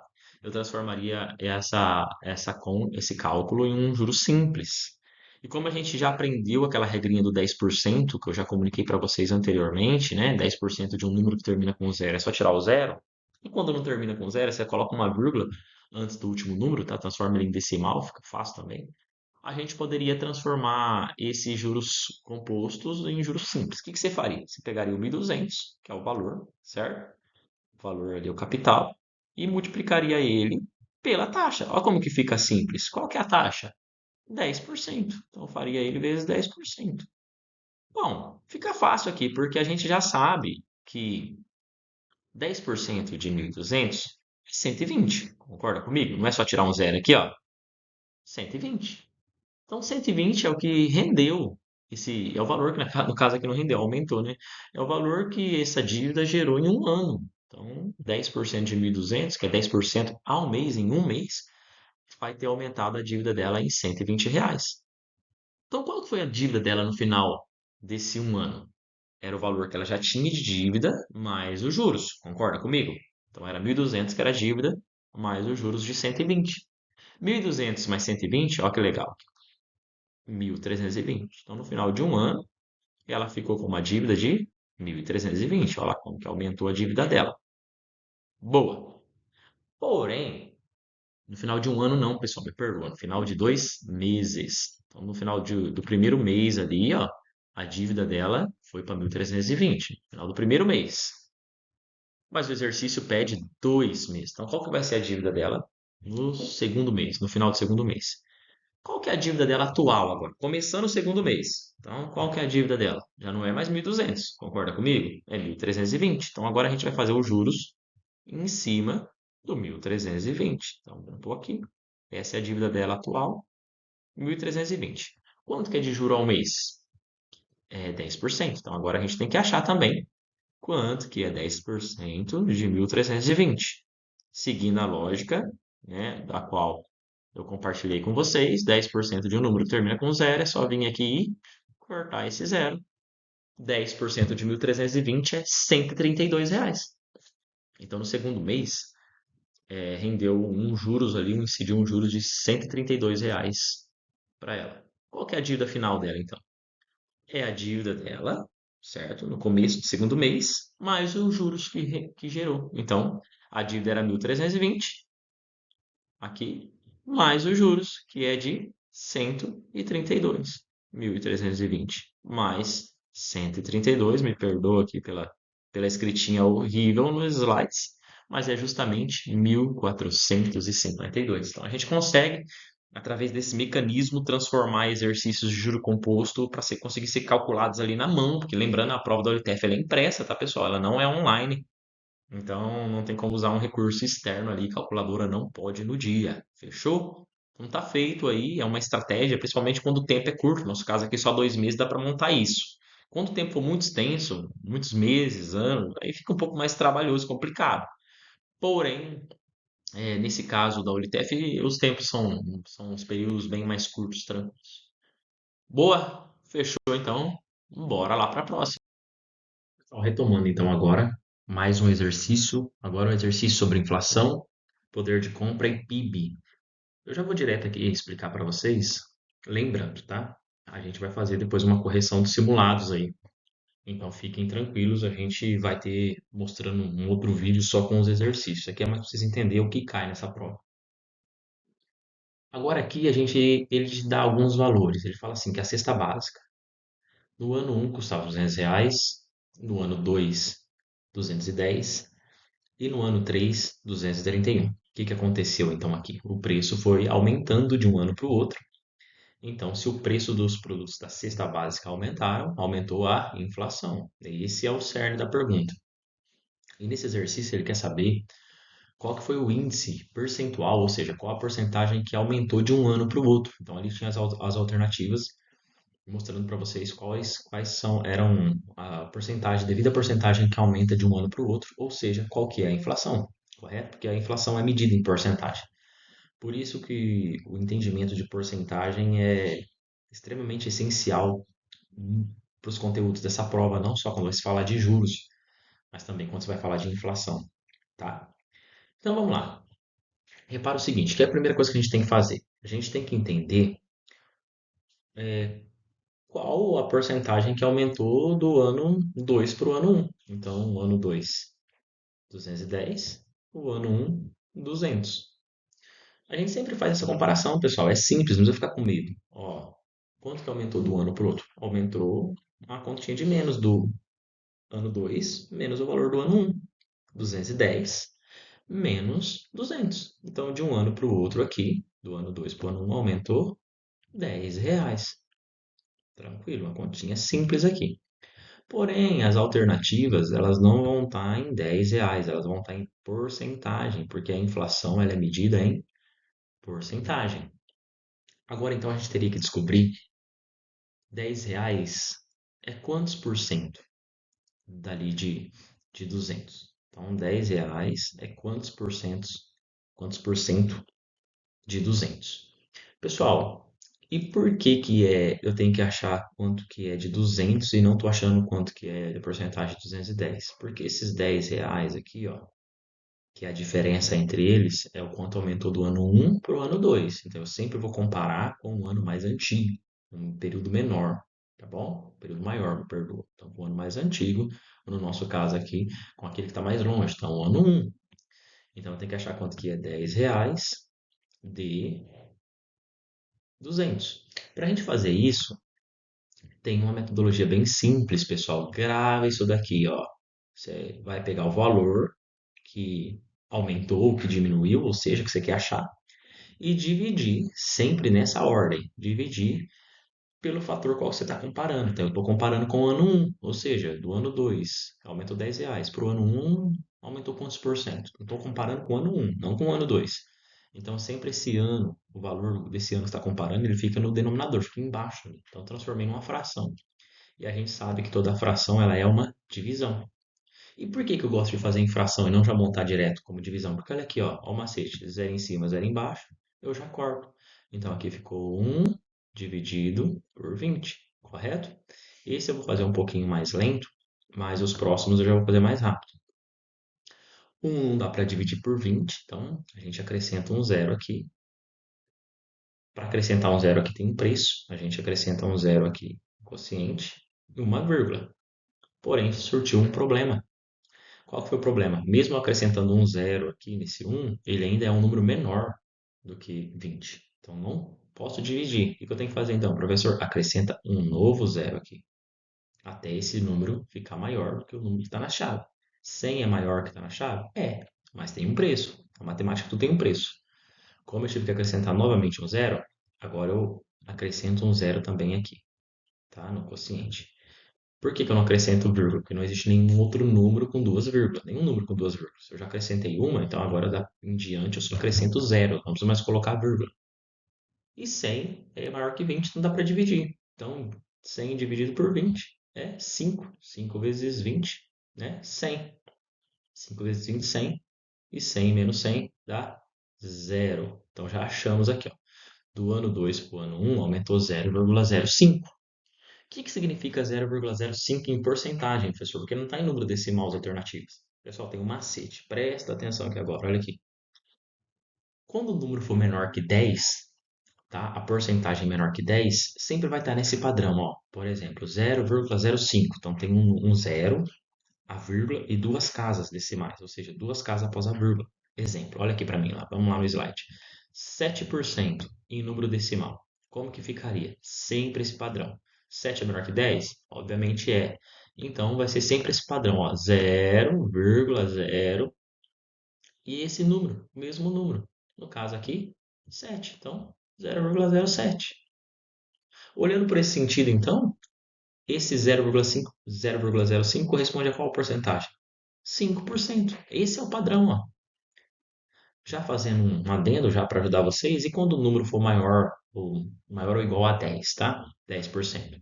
Aí só vai ter uma casa decimal. Então, por exemplo, ó, 10% transformando em decimal é esse outro padrão, ó, vai ser zero, só uma casa, ou seja, só um número depois da vírgula. 0,10 ou simplesmente 0,1, tanto faz. Então, repara, ó, menor que 10 vai ser sempre esse padrão, duas casas decimais, ó, duas casas após a vírgula, tá? Maior que ou igual a 10, sempre só uma casa decimal. Correto aqui? Fechou? Tranquilo? Então, bora lá. Então, a gente já sabe que do ano 2 para o ano 1 aumentou 5%. Dali, pessoal, todas as alternativas. Isso aqui é um macete para você ir bem, tá? Em provas, em concursos, em vestibulares, etc. Cara, na prova paulista, Apareceu a alternativa, olhou, tem alguma que já não começa com 5%? Já elimina, cara. Você já ganha tempo. Matemática muitas vezes é tanto cálculo que a gente tem que fazer, a gente vai eliminando aquilo que não pode ser. Normalmente você vai ficar entre duas, ou às vezes já responde, já só tem essa que começa com 5%, já era ela a correta. Por via das dúvidas, vamos também fazer agora quanto que aumentou do ano 3 para o ano 2, tá? Sempre comparando assim, o ano maior, né? No caso, o ano 3 para o ano 2. Agora eu vou até fazer de verdinho aqui para vocês se localizar. Então, beleza. Quanto que aumentou desse ano para o outro? A mesma metodologia. Tá aqui de verdinho. Eu vou fazer uma subtração do valor do último ano para o valor do ano 2. 231 menos 210 vai dar R$ 21. Concorda comigo? Então, aqui de um ano para o outro aumentou R$ 21. Tá. E agora, esses R$ 21 corresponde a quantos por cento? A gente vai fazer a mesma metodologia do que a gente fez acima. A gente vai fazer o 21, que é o valor que aumentou, certo? Aqui, ó, 21. E eu vou dividir ele pelo valor, não do ano, do último ano, mas do ano anterior que eu estou comparando. Então, eu estou comparando ele com 210. Então, eu vou dividir aqui 21 por 210. E tem outro macete. Olha pra mim, vamos pensar junto. A gente já aprendeu isso aqui hoje no vídeo. Cara, pode montar a divisão, 221 dividido por 210 e fazer ali? Você pode montar, você vai acertar, tá? Não tô falando pra você não fazer assim. Eu sou um professor que eu instruo você a fazer da melhor maneira que você acha que é pra você. Porém, também como professor, eu posso te ensinar algumas dicas. Qual que é a dica? Pensa comigo, os números são parecidos, olha lá. Do 21 em cima, no numerador, 210 embaixo no denominador. O que que falta? O 21 é 10 vezes menor, certo? Porque se eu multiplicar 21 por 10 dá 210. Ou seja, a gente já aprendeu. Se eu cortar esse zero do 210, sobra exatamente o 21. Então, ou seja, só pode ser 10%. Então, de um ano aqui para o outro, aumentou 10%. E eu vou te provar agora fazendo a divisão. Vamos lá. 21 dividido por 210. Não dá para dividir porque é menor. Então, venho aqui, ó, vou até fazer de outra cor para você entender o que eu estou fazendo. Acrescento um zero, correto? E coloco um zero vírgula por esse preço. Boa. Agora continuando a conta. 210 vezes quanto dá 210? 210 vezes 1. Então, sobra 0,1. Que a gente já viu que 0,1 tem quantos números aqui? Quantas casas decimais após a vírgula? Ah, só tem uma, então é um número que é igual ou maior que 10. No nosso caso aqui, ele é 10%. Inclusive, a gente até tinha feito ele aqui, ó. 0,1 e 0,10, pessoal, é a mesma coisa, tá bom? Então, do ano 2 para o ano 3 aqui, ele aumentou 10%. Então, no primeiro ano, 5%, para o ano 2, e do ano 2 para o ano 3 aumentou 10%. O gabarito aqui seria a letra D, correto? Bora lá para o próximo. Pessoal, vamos lá para o próximo exercício agora. É um exercício sobre FCFN, ou seja, Sistema Financeiro Nacional. E aqui, bem tranquilo esse exercício, tá? Um nível fácil. A gente só tem que saber qual que é o devido papel do banco. Inclusive, uma correção bem mais rápida isso aqui. Então, vamos lá. O exercício fala o seguinte, que um banco capta, né, recursos de quem tem dinheiro sobrando. Opa, tem gente que quem investe, pessoal, quem tem dinheiro sobrando, correto? E ele empresta a quem precisa de crédito. A gente já falou que crédito é empréstimo. Então, qual que é o papel que o banco exige aqui? Repara o seguinte, de um lado a gente tem pessoas com dinheiro sobrando, de outro lado a gente tem pessoas com dinheiro faltando, tá? E ali no meio, o banco tá ali agindo, ganhando dinheiro das duas etapas, tá? Então já vou dar a resposta. O banco, que ele é um agente intermediário, fica no meio. Sempre vai ser assim. O papel do banco é ser um agente intermediário. Agora a questão aqui interessante que vocês têm que entender, já quero aprofundar até para umas questões de níveis mais difíceis, caiu na prova de 2024, se não me engano, uma palavrinha que se chama spread, tá? Ela se escreve assim, ó. Vou até anotar aqui. Spread. Spread. Spread, pessoal, praticamente é como que os bancos eles ganham dinheiro, tá? Por que que aqui no Brasil é tão atrativo? Porque o Brasil é dito já em estudos, tem um dos maiores spreads bancários do mundo. Spread assim, escrito desse jeito aqui, tá? O que que é spread? E aqui eu já quero te ajudar como que o banco ganha dinheiro. Pessoal, o banco ganha dinheiro com o dinheiro dos outros. É simples. Então, a primeira coisa que o banco faz, né? Uma das maneiras, né? O banco também presta serviço, mas em suma, o banco ganha dinheiro assim, ó, através do spread. O banco capta dinheiro, ou seja, pega dinheiro de quem está sobrando. E como que o banco faz isso? Através de investimento. Então, o banco oferece um investimento, vamos falar, um caixinha do Nubank, é Nubank, tá? Pega um dinheiro, então você investiu no Nubank, você emprestou o dinheiro para a Nubank. A Nubank vai te pagar ali 1% ao mês de lucro para você. Então, você emprestou R$ 100 para a Nubank. A Nubank vai te pagar 1% ao mês, ou seja, R$ 1. Vai te dar R$ 1 de lucro no mês seguinte. E qual que é o principal ato? Como aqui no Brasil a gente tem 8 a cada 10 brasileiros endividados, a nossa dívida só aumenta de modo geral, o banco sabe disso. Então, tem do outro lado pessoas que não têm dinheiro sobrando, pessoas que não têm uma educação financeira tão apurada ou por outra N situações, tá? Que estão com o dinheiro faltando. Desse modo, essas pessoas vão pegar um empréstimo. E aí essa pessoa vai lá, essas pessoas têm dinheiro faltando, né? Que se chama agente deficitário. Então, ó, quem tem dinheiro sobrando, superavitário. Superávit, que a gente já falou hoje, sobra. E deficitário é de quem tem dinheiro sobrando. Top? Então, esses deficitários, ou seja, pessoas que estão precisando de dinheiro, pega empréstimo.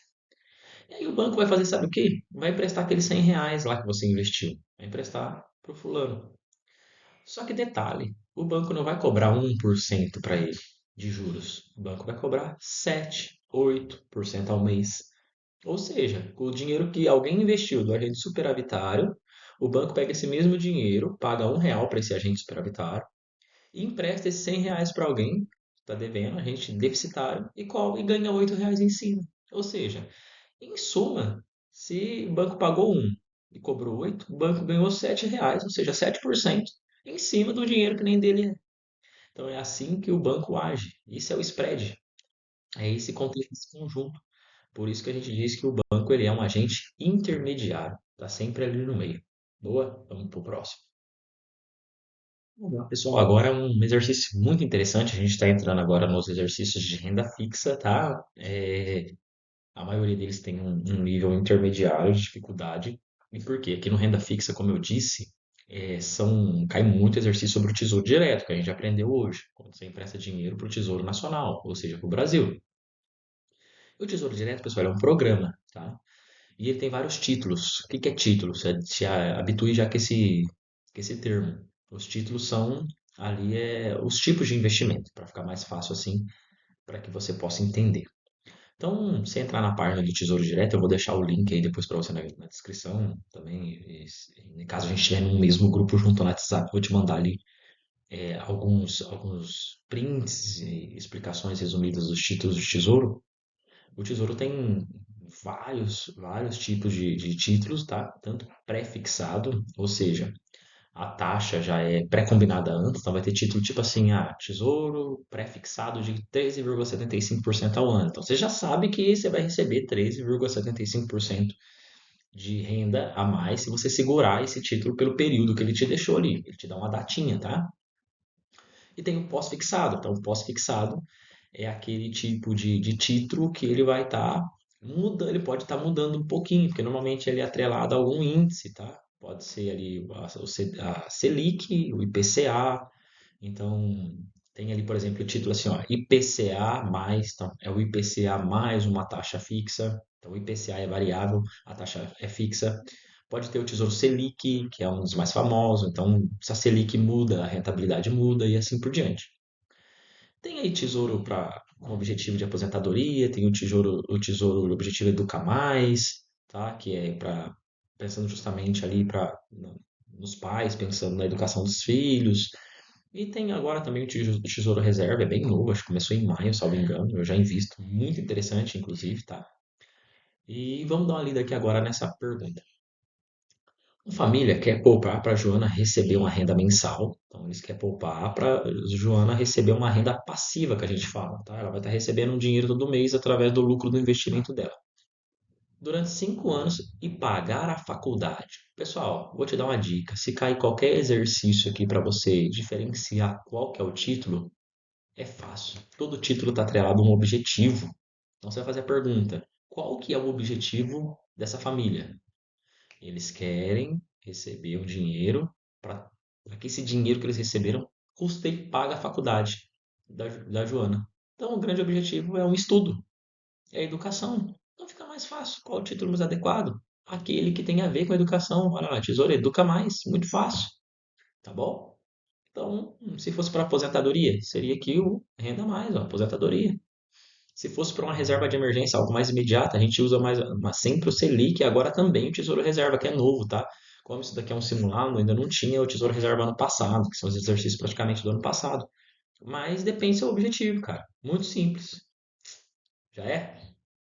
Vamos lá então. Pessoal, esse exercício já é um exercício de nível mais avançado, porque ele quer saber se você consegue diferenciar qual que é o modelo de renda fixa que cada pessoa está disposta ali a investir, tá? Então vamos dar uma retomada aqui, cara. Renda fixa são investimentos em que o seu lucro, sua renda, sua rentabilidade não vai mudar, permanece constante ou muda muito pouco, tá? Pode até mudar, mas muito pouco. Exemplo, títulos de tesouro de modo geral, poupança, também tem debentures, tá? Que a gente aprendeu que o debentures é quando a gente adquire títulos de dívidas de empresa. é, Isso praticamente, os CDBs, tá? Que é nossa classe, são todos os investimentos que a gente empresta dinheiro para um banco. Então são praticamente esses os títulos os mais comuns, assim, os investimentos mais comuns, os ativos mais comuns de renda fixa. Então vamos lá, esse exercício fala o seguinte: Arthur busca segurança no tesouro. Opa! Então vamos de novo, pessoal. Assim como eu disse no exercício anterior, o interessante aqui é a gente saber separar o objetivo de cada um. Então o Arthur, ele quer segurança no tesouro.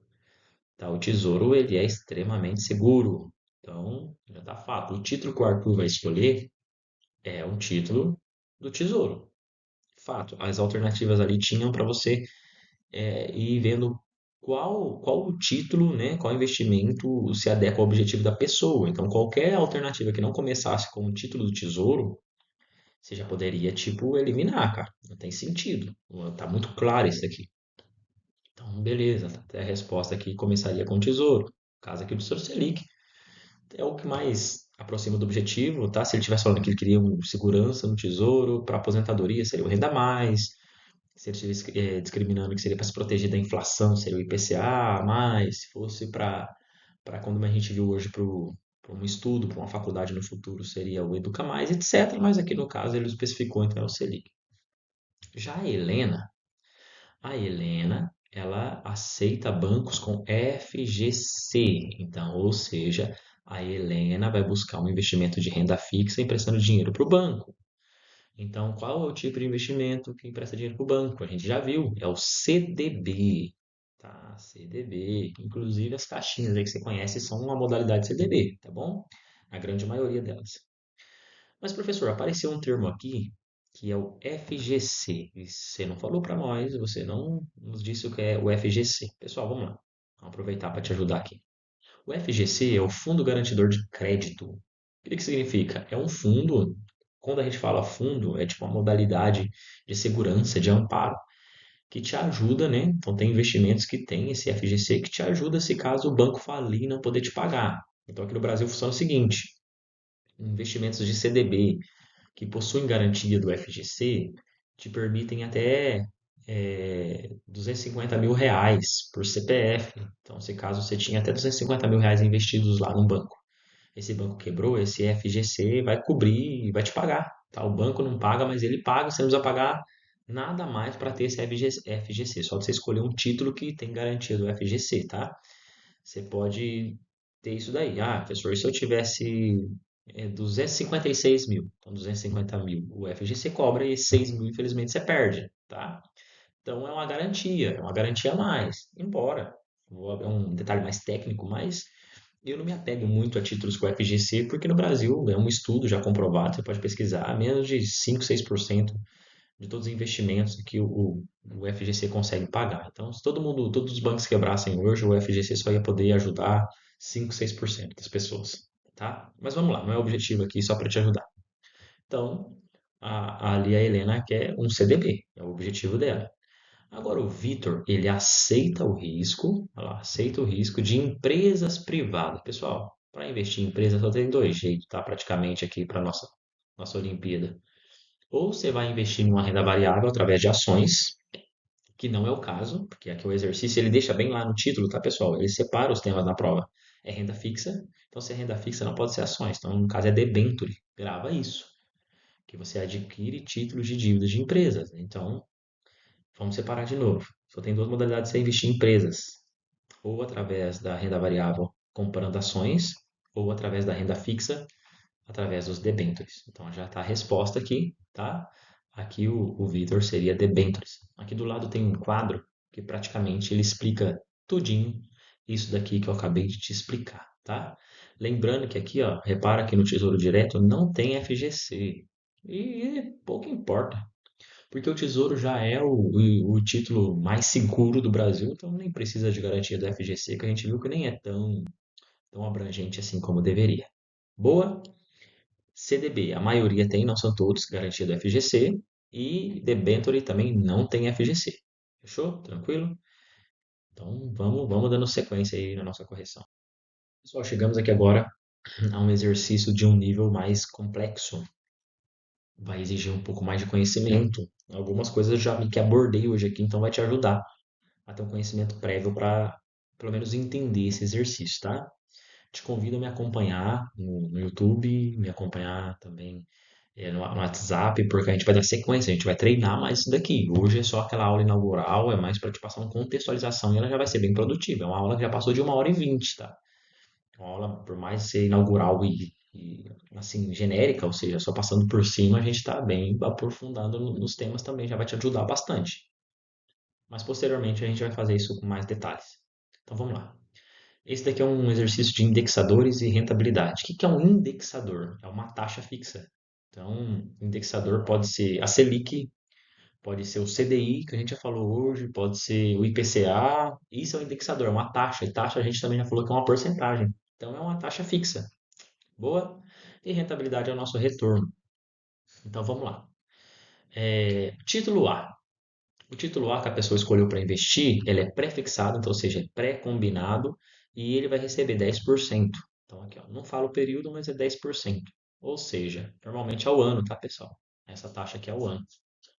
Então, se ele escolher o título A, ele vai receber 10% ao ano de lucro. Se ele investiu R$ 100, vai receber R$ 1 de lucro por mês. Se ele investiu R$ 1.000 ali, ele vai receber em um ano ali R$ 1.000, 10%. Ele vai receber R$ 100 de lucro, tá? Em um ano.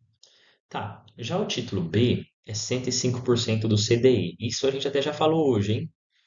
O que significa 105% do CDI? A primeira coisa aqui, pessoal, é saber qual que é o valor do CDI. E aí ele apresenta lá, ele fala que o CDI nesse período do título B foi 9,75%. Ou seja, quanto que a pessoa vai receber aqui, ó? Aqui já tem um erro que o pessoal erra muito, presta atenção que eu já quero te prevenir. Infelizmente, a maioria só olha assim, ó, o título A paga 10% e o título B paga 9,75%. Não é verdade. O título B paga 105% de 9,75. Então eu tenho que achar quanto que é 105% de 9,75.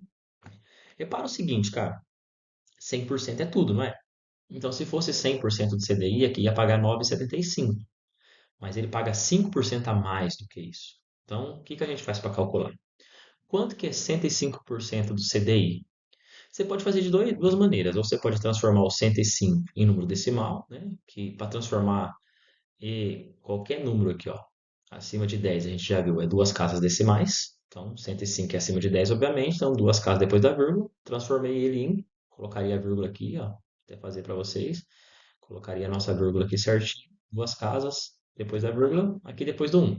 Então ficaria 1,05 e multiplicaria por 9,75, tá? Lembrando que essa é por cento. Ou você poderia transformar em fração, que é um modo como eu faço. Acredito que fica mais fácil para você achar isso. Então, aqui como que eu transformaria a fração? Não é 105% de 9,75? Então eu falei, ó, o que que é 105%? Seria 105 sobre 100. Por que por 100? Porque é por cento, tá? Então é uma fração. Fração, porcentagem sobre fração. Pessoal, esse do, d aqui em matemática, cara, grava, ele sempre vai significar uma continha de multiplicação, uma continha de vezes, tá? Então agora eu vou multiplicar por 9,75%. Aqui, ó, 9,75, tá? Aqui tem um macete, cara, para te ajudar a ganhar tempo, ó. Eu só transformo um em porcentagem. Se eu só transformo só ou o 105 ou o 9,75. Só deixa um lado com porcentagem e facilita a sua vida. Como não tem ninguém aqui embaixo, eu deixo um. E aí, como que a gente faz multiplicação de fração? A gente multiplica o de cima vezes de cima e o de baixo vezes o de baixo, tá? Aqui em cima, 105 vezes 9,75 vai dar aqui um número 10.023, ó, 10.023, certo? E aí, o que que eu faço aqui que eu posso fazer, ó? Não está dividindo esse número por 100? Por dividir por 100 eu ando duas casas. Por que duas casas? Presta atenção, vou até mudar a cor aqui para você entender, cara. Toda vez que eu for dividir por 100, tem um macete. E por 10, por 1000, por todo número que é múltiplo de 10, tem um macete. Olha para mim. Cara, quantos zeros tem o 100? Tem dois. Então é só pego o número e ando duas vírgulas. Duas casas, me perdoa, e coloca a vírgula. Me perdoa. Sempre nesse sentido, ó. Do final para o começo. Olha que top. Já faço a divisão sem me matar. Então, 10.023 ali que tinha ficado dividido por 100, porque embaixo é 100 vezes 1, 100, é só eu andar duas vírgulas com o número. Se fosse dividido por 10, 10 tem quantos zeros? Um. Então só andaria uma casa. Se fosse qualquer número dividido por 1000, 1000 tem quantos zeros? Tem 3. Então vamos fazer um exemplo aqui para te ajudar já na matemática, tá? Vamos pegar aí 7.000, um número aleatório, ó. 7, 8, 9, 10. Aqui, ó, um número aleatório. E eu tenho que dividir isso aqui por 1000, só para você entender que a lógica é a mesma, ó, por 1000. E o 1000 tem quantos zeros? Ah, o 1000 tem 3 zeros. Então vou até mudar a corzinha da caneta. Fácil fazer isso aqui. Por mais que aqui eu poderia cortar esse zero com esse, certo? Ficou agora, olha aqui, ó. 7,891 dividido por 100. O 100 tem quantos zeros? Tem dois, então eu ando duas casas, ó. Coloco a minha vírgula aqui, ó. Sempre duas casas do final para o começo. O 2, coloca a vírgula, então dá 78,91, tá? Voltando, lembrando que isso aqui é só para te ajudar. Mas qual que é a resposta, então? Voltando para o nosso exercício. 105% do CDI dá 10,23. Ou seja, esse 10,23 já é maior, né? O título B já é maior a rentabilidade do que o título A, que é só 10%. Então, qual que é o título de maior rendimento? Título B. Porque o que ele rende ao ano é bem superior ao que rende o título A. Muito bom. Vamos lá agora para o exercício de renda variável. A maioria deles são de nível alto, nível difícil, tá? Mas que esse professor aqui eu deixo fácil. Inclusive, esse exercício a gente já falou. Então, nas minhas apresentações ali, eu já vou dando um spoiler de tudo aquilo que você pode encontrar. Então, vamos dar uma olhada no que fala o exercício. Qual ativo permite ao investidor brasileiro comprar na B3? B3 é a nossa bolsa de valores. Um investimento que representa ações de empresa estrangeira. Então, ou seja, o investidor não vai comprar uma ação de uma empresa brasileira, de uma VEG, de uma Vale, do Itaú, Petrobras, empresas aqui. Ele vai comprar uma empresa, uma ação de uma empresa que vem de fora. Igual eu já disse, Coca-Cola, ele pode comprar Apple, pode comprar Netflix aqui no Brasil, tá? Tem como você comprar direto na Bolsa Americana, que é o sistema que eu uso para mim. Mas também tem como você comprar aqui na Bolsa de Valores brasileira. Tá. Vamos olhar os investimentos aqui como se fossem as alternativas, tá? As ações. Não pode ser, pessoal. Por que que não pode ser? Porque as ações são modalidades de investimento que você compra investindo em empresas brasileiras, não em empresa estrangeira, que é o que ele está falando aqui. ETF. O ETF aqui no Brasil, ele só permite na B3 comprar ETF brasileiro. Tá? Então, até você pode comprar ETF, mas desde que ele seja brasileiro, então não é o correto. BDRs. Opa, o que que significa o BDRs? Olha lá, Brazilian Deposit Recipient.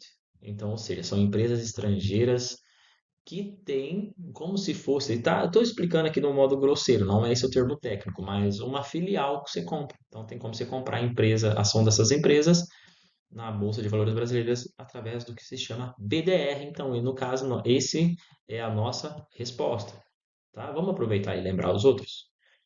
Fundo de investimento imobiliário, FI ou FIAGRO, são imóveis, né, que é o investimento imobiliário ou investimentos de fazendas no setor do agronegócio, tem nada a ver com o que ele está falando. E dividendo. Dividendo, pessoal, não poderia ser também, porque dividendo é os lucros que a empresa divide com seus acionistas. Então a resposta seria BDR. Lembrando, BDR são ações de empresas estrangeiras comercializadas aqui na Bolsa de Valores do Brasil, que é a B3.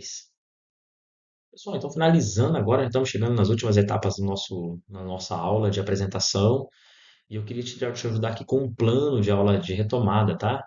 A gente estudou aqui um pouquinho de mostrar o peso das questões, tem 3 níveis de macrotema.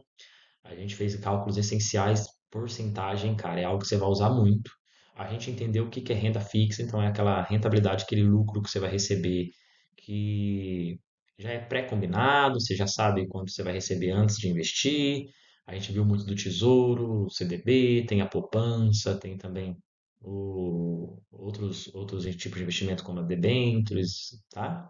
A gente viu que na renda fixa tem alguns indexadores, ou seja, algumas taxas, né, percentuais, que é o CDI, a própria Selic, ou até o IPCA. Depois a gente viu a renda variável, que são investimentos em que os valores podem mudar há muito tempo, não só o preço da cota, mas também o seu lucro, correto? Na renda fixa você nunca corre o risco de perder dinheiro, tá? Então, você investiu 100 ali, reais, você nunca vai ter menos que 100. Já na renda variável tem esse risco. Mas lembrando, então, melhor só renda fixa? Não, o correto, pessoal, é a gente ter algo que é chamado de carteira de investimento, ou seja, um equilíbrio, tem investimentos de renda fixa e também de renda variável, de acordo com o seu objetivo. Porque por mais que a renda variável corra esses riscos, em longo prazo a renda variável também te oferece maiores retornos, desde que sejam bons investimentos. Então, renda variável a gente viu que tem as ações, os BDRs, o ETF, o FI, o FIAGRO e também não caiu aqui, mas a criptomoeda, como o Bitcoin, o Ethereum e tantas outras vezes que vocês já ouviram falar. Boa, tranquilo. Corrigimos alguns exercícios, né? Trabalhamos aí comentando e eu acredito que isso vai te ajudar muito aí para sua trajetória pensando na Olitef. E me acompanha, pessoal. Não deixa de me acompanhar, tá? Tanto aqui nesse canal, também como no grupo do WhatsApp. A gente vai para cima agora, na maratona, pensando sempre ali com vídeos curtos, ou às vezes até correção de simulados, mas preparando vocês para ganhar o LITEF. A gente só entra para competir e competir bem. Ganhar a medalha é o que a gente quer, mas é consequência do nosso esforço. Então, o nosso maior adversário somos nós e nós vamos para cima. Bom, eu queria te agradecer, você que ficou comigo aqui por mais dessa 1 hora e meia. Muito obrigado mesmo. Acredito que foi produtivo. A gente viu, explicou um pouco mais sobre essa Olimpíada Fantástica que é a Olitef, explicou um pouquinho como é feita a prova, lembrando, é uma prova impressa com 20 questões e de níveis de dificuldade diferentes, com macro temas muito bem colocados e deixa bem assim no enunciado para você das questões ali, pelo menos no início do bloco, né? Do que ele está falando, é renda fixa, é educação financeira básica, é renda variável, ele te fala do que é, então para você entender um pouco mais.